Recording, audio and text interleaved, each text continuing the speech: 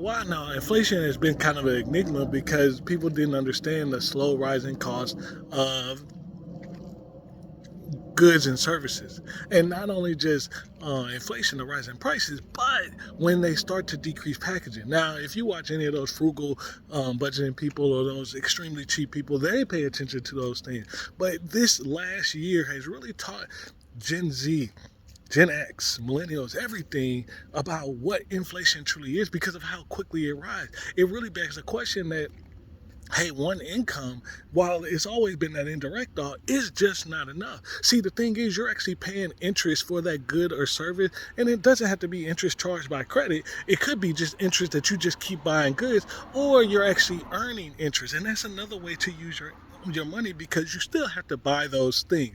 See, that's the thing. How often are you sitting there looking in your house and you're like, hey, if I lose my job, oh man, I just need to come up with a mortgage and lights, food, and I'll be okay. And that's a simple equation rather than you lose your job with that one source of income and then you look around and be like, man, I got to pay for the gym. I got to pay for the sofa. I got to pay for the TVs. I got to pay for all this stuff that's around me. And so it can all come crashing down at once on you, or at least feel that way. See, this is why I want you to really look at what you're earning versus what you're paying. Because the more you're paying, the less you can earn. Get that? The more you're paying, the less you can earn.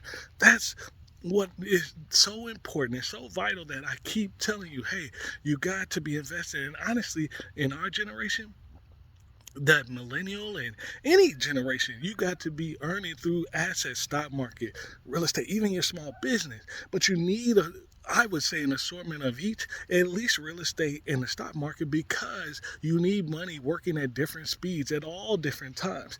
See, this is the most important thing and the most important concept for you because the fact is you can look at the baby boomers, you can look at the generation after the baby boomers and the next generation. The fact is, oh, they've been saving. No, statistically speaking, they didn't save enough. And we have the opportunity that you can actually outsave them. If you're under 40, get to 100K invested before 40. If you can only invest $100 a month, I'd rather you do that for 30 years. I'd rather you invest a car payment and not have the car for 30 years. I'd rather you do something that I know will return you. It won't put you in an immaculate place, but it'll put you in a really, really great, sustainable place to be able to go forward. And then when you come to these seasons of time, it won't be as challenging. See, my name is Jonathan. I want to help you build wealth. Follow me for more.